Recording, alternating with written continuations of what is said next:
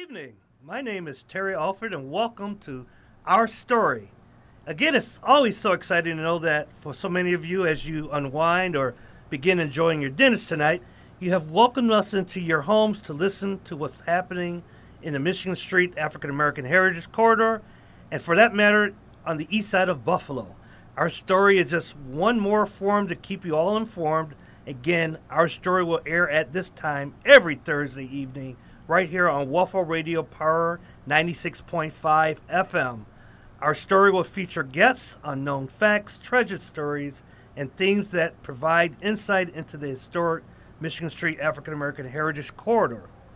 Join us and learn about the latest happenings in the corridor, and tonight's show is extra exciting because I will be informing you about all the latest happenings, activities, and events coming in the coming weeks of our summer.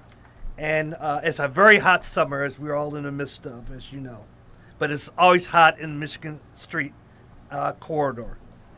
It's good to be back with you tonight. I have been traveling the last month and a half to conferences and seminars around the country that speak to informing on economic and community development and programming. First, happy belated Father's Day to all our fathers out there. And of course, happy Juneteenth, which, like thousands of Buffalonians across the city, we came out to celebrate at the 49th Juneteenth Festival at Martin Luther King Park this past Saturday. It is so enjoyable to meet and talk to all those that visited our tent throughout the day, sharing stories and laughs. It was especially heartwarming to watch the children that spoke to the 3 University of Buffalo archaeology students who were at our tent, sharing the items they've unearthed over the past 3 weeks at the dig, right next to the Michigan Street Baptist Church, the site of the former home of Mary Talbert. For me, seeing the interest and wonder in the eyes of those young people reminded me why we do what we do, what we are all obligated to do, making our heritage, histories, and stories intriguing to the next generation so as to spark enough interest in them in pursuing lifelong careers, or interest so that they carry on for the generations that follow them. If you or your young people are interested in watching the archaeologists at work during the continued dig, and they'll be continuing to dig right throughout the summer, they're usually at the church Fridays and Saturdays, 8:30 a.m. until 4 p.m. However, we strongly urge that you call us first to make sure that they are there before you travel from where you're coming from to see them. Call our offices anytime at 716-322-1002 for more information. Also, as a reminder for those who don't know, Juneteenth is formally celebrated on June 19th and is recognized as a federal holiday.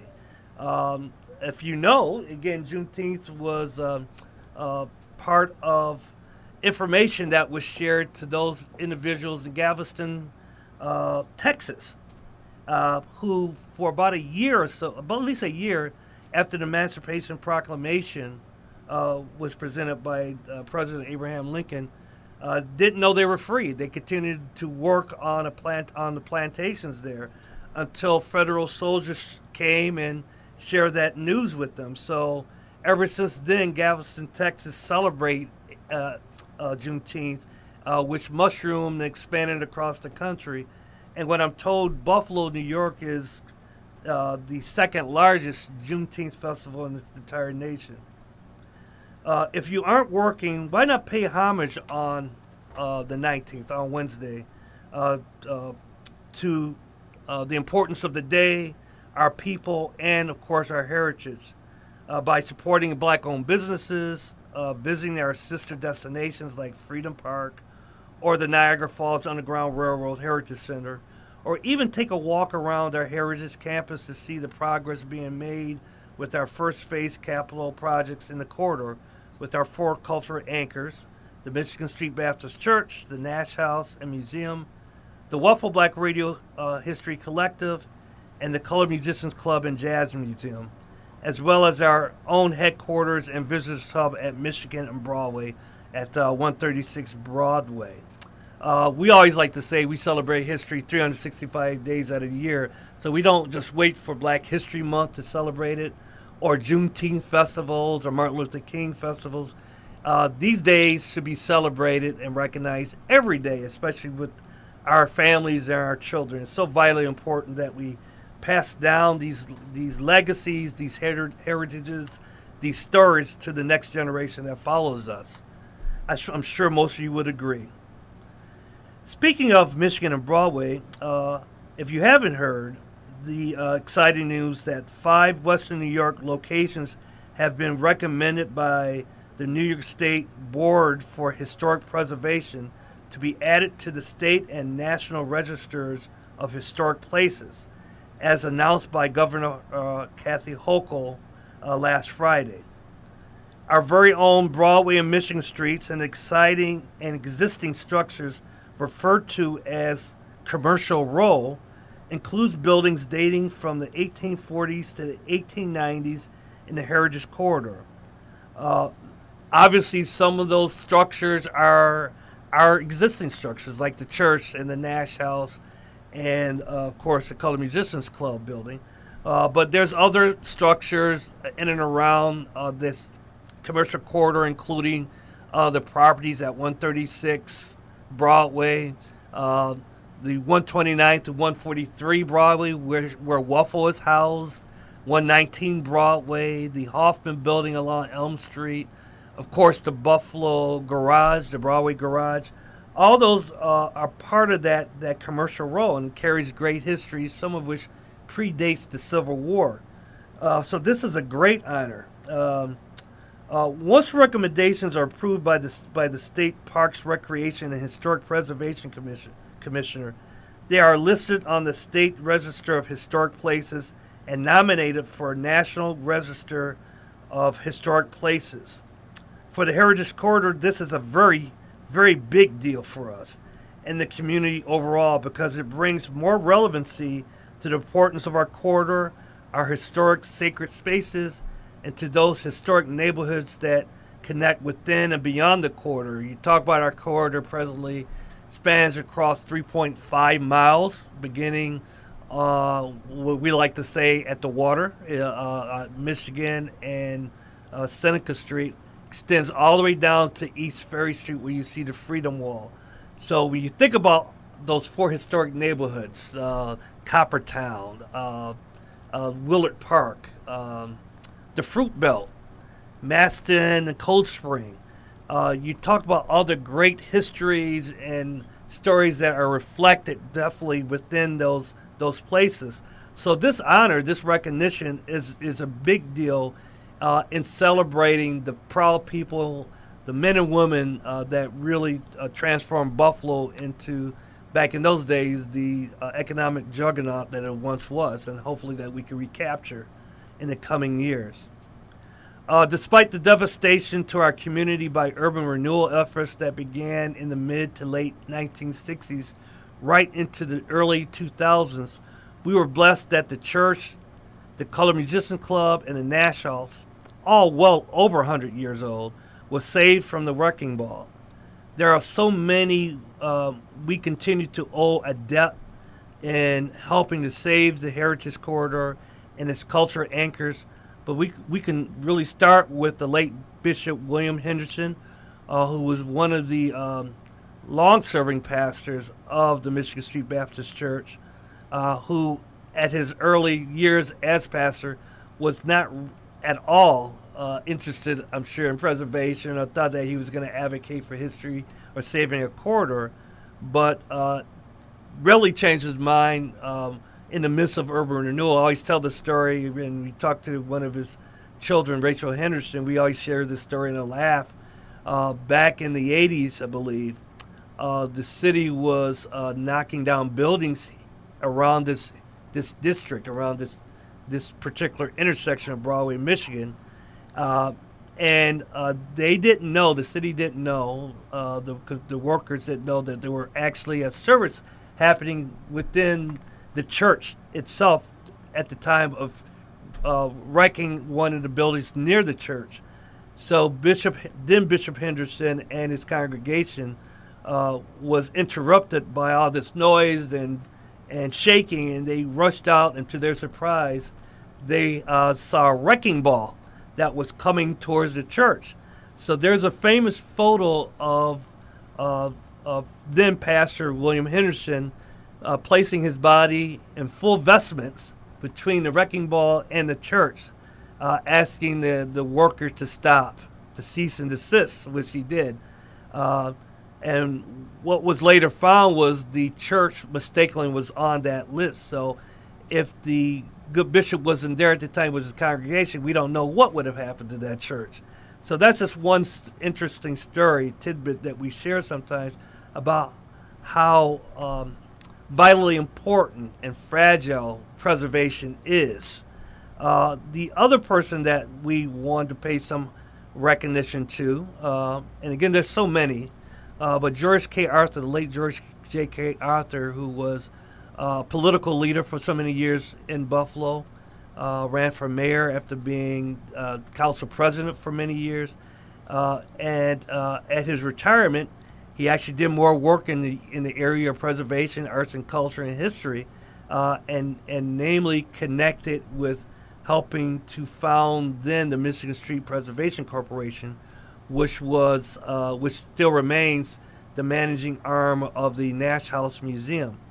So we thank these two individuals, but we really want to recognize another individual. There isn't enough thanks that we can extend to New York State Assembly Majority Leader Crystal Peoples-Stokes, who in 2007, and she, like me, are products of this community, introduced state legislation which was passed namely to protect history and the cultural integrity, as well as existing historic structures like the church and the Nash House and the Colored Musicians Club of what is now the Heritage Corridor District. When you talk to the majority leader, one of the reasons she really made the effort in introducing this legislation that was passed in 2007 was just being sick and tired of watching buildings indiscriminately just torn down in the district. I tell young people all the time, I remember a time when this corridor was a vibrant corridor. It had and boasted well over 21 nightclubs. It had very successful businesses, many of which were black-owned businesses. It's part of the Green Book Network. It featured homes with front lawns and well-manicured gardens. There were canopies of trees at different points and places along this corridor. So, this corridor, especially at the turn of the 20th century, was a place to be. Not just for the well-established, educated black folk that were here, that were spreading out all around the city over the early 20th century, right into the 1980s. But they were very instrumental in really transforming a city, basically focusing on business and community that highlighted and promoted our culture. So at this point, I want to sort of take some time to recognize some of the history of the historic spaces that I'm just talking about, and to provide all of you that's listening tonight with some quick updates about the anchors and where they are with their capital improvement projects, as well as what the corridor has been doing lately. So let's start with the Michigan Street Baptist Church. The church is the first and only structure built by freedom seekers for the African American community in the city. The 1845 structure, now renovated, became known as the Underground Railroad Station for freedom seekers traveling to Canada. The stories of courage, perseverance, and human rights advocacy continue to inspire so many today. Last year, the church completed its first phase of stabilization of the church's roof and the foundation, as well as exterior remedial repairs. Presently, the church is finishing its second phase of interior renovations that include workers completing installing new flooring, walls, and painting. What's also exciting, they're actually even reconstructing pews inspired by the old drawings of pews from the early 1900s. It's anticipated that this work will be completed by the fall, allowing the church to reopen for tours. Next spring, the church will begin its exterior capital improvements, which will include the construction of a 2-story annex, gardens, and art installations that honor Mary Talbot. The commission and the other anchors, we're very excited with this because we'll be partnering with promoting, especially the church and this location where Mary Talbert's home used to be, and the site of what we consider the birthplace of the NAACP. That's where the Niagara movement was founded by W.B. Du Bois and William Trotter, who were guests at Mary Talbert's home, hosted by the good Reverend J. Edward Nash at the time. So this is very exciting as we continue to transform and move forward with really promoting the church, but more importantly, the stories that are connected to that church and the great people that served as orators or that worshiped or celebrated with the congregations over those years. The church is closer to 200 years old, and I'm excited. The first week as executive director that when I came on board in 2021, I remember distinctly when the foundation blew out on a very rainy day, and it was immediately repaired, at least patched up. So when you go into church now, you see the rafters being not held up by steel girders anymore, or you see the beautiful painting and the woodworking on the walls and the new flooring. I'm very excited. Once we open, once we all see that church open up for tours, I'm very excited for you to be able to really experience, and celebrate what has become. So we're looking forward to that reopening in fall for the church. Now the Nash House Museum, paving a foundation to the civil rights movement, was Reverend Edward Nash, a longtime pastor of the Michigan Street Baptist Church. I believe he was the pastor there for at least 62 years. He was the spiritual leader and civil rights activist of the day. The Nash House Museum, the former home of the Nash family, which included Reverend's wife, Frances, and their only son, their only child, Jesse, who himself would later grow up to become a professor at one of our local colleges, Canisius College, for years, tells the impact of the strategy and work that led to the growth of the Michigan Street community and the church itself. The Nashes helped establish the Michigan Street YMCA and the Buffalo Urban League. All the exhibits found in the museum belong to the family. When you talk to the president of the Nash House, the president of the Michigan Street Preservation Corporation, Sharon Holly, when she does tours, she lightheartedly, boasts that the Nashes were hoarders. So when the house was opened before renovation, after being boarded up for many years, it was as if you were going back in time. All the items, personal effects of the Nashes, including furnitures, appliances, the appliances from the early 1900s, were all intact at the reopening of that house before renovations began on the museum years ago. So we're very blessed that the Nashes were hoarders in a sense.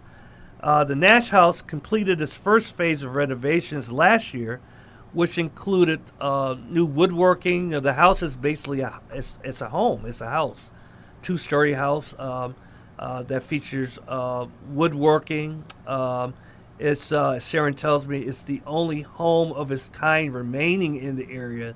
So when you look at the house from the outside, you can imagine how the homes of the day looked in this area. And again, the density of homes and businesses were basically butted next to each other. So you had hundreds of homes and businesses and buildings and other structures that were tightly fit in this community at the time. So all that woodworking was redone and reworked. They have new doors, new windows, and other items to enhance the visitor experience. Beginning in the coming months, the African American Heritage Corridor Commission will be partnering with the Michigan Street Preservation Corporation to begin planning further expansion of the museum in order to further enhance the visitor experience, which would include an annex itself, elevators, air climate controlled spaces to allow for showing of the personal effects of the Nashes in a protected space and environment. So we're quite excited to get going on that discussion. The Colored Musicians Club and Museum is the only continuously running all-black owned black club in the United States. The Colored Musicians Club Union Local 533 was established in 1917, and 1 year later the club was opened, becoming a popular musical after-hours gathering place for well-known musicians and locals. Designated as a historical landmark and historical preservation site, its history is one of triumph over adversity, pride in African American heritage, excellence in performance, and inclusiveness. If you drive by the club right now, you can see construction in progress. The club is in the final leg of completing its expansion project that includes the installation of a new elevator, the construction of a new atrium overlooking Michigan Street, gathering spaces, and rooms to teach music to interested young people. The nightclub, as a result, will see an expansion, and the museum will feature new exhibits. It's anticipated that all construction will be completed this fall, with the club being rededicated and opening its doors. And when I talked to the the Colored Musicians Club representatives, they're quite excited because they've already started booking events and activities. They've got a number of programming already planned once they're open up the doors. So once construction is open, the community will be quite happy and excited and ready, I hope, to get involved and celebrate all the happenings that's going to be there at the club. The Waffle Black Radio History Collective was established in 2018 and is the first black history collective in the country dedicated to the stories of community, the sounds of rhythm and blues, soul, and gospel music. Waffle 1080 AM began broadcasting on November 2nd, 1961 with famed Cleveland disc jockey Eddie O.J., the first on-air personality playing a rhythm and blues format. Waffle has provided the nation with popular black announcers and disc jockeys, such as Frankie Crocker, Gary Bird, and Jerry Bledsoe. The city of Buffalo has awarded lease of a 100-year-old structure, which is right next to the Michigan Street Baptist Church, to Waffle, and is renovating it as well as constructing a sister structure that will ultimately become the new headquarters for Waffle and the museum home of the Black Radio History Collective. In the coming weeks, construction will resume, and the commission is also working with Waffle and Sheila Brown, the owner and proprietor of Waffle Visions Multimedia, to start on really looking at developing a museum space for a Black Radio History Collective once the headquarters over there opens up. In the coming months, our commission headquarters and visitors hub will see the start of remedial exterior and interior work, all efforts to expand opportunities for the community to convene, enjoy exhibits, and participate in interpretive programming. When we opened up our headquarters last May at 136 Broadway, we have not really shuttered the doors. As we've had a continual group of individuals and community organizations looking to utilize the space, both inside and outside, and we're quite excited because that's really the purpose of the space. It's not really just to be for the use of tourism. It's really to be for the use of the community when they need space that they don't have.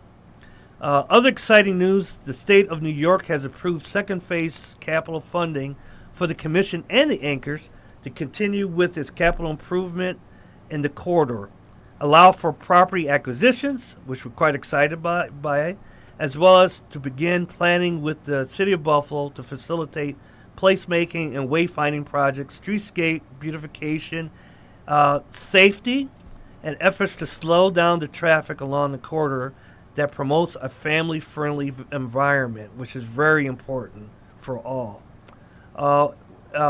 Please stay tuned for the property acquisition. Hopefully before the end of the month, we'll have some really exciting news for the community along that line that I think will really capture the inspiration and imagination of what we're looking to do with the vision of really bringing vibrancy back into this corridor, into this district.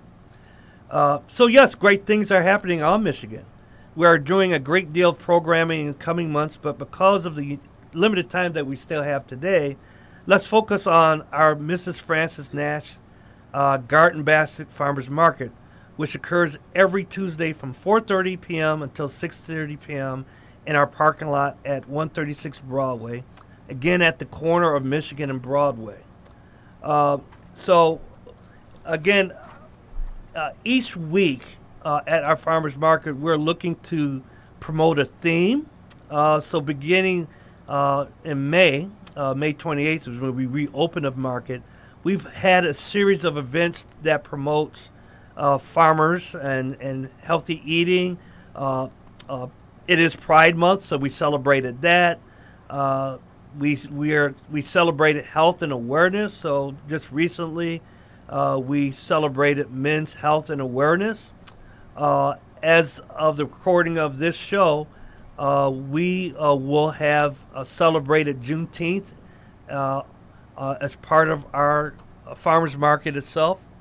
And in the coming weeks, we're very excited to promote some other things that we think will be very interesting to you and your family.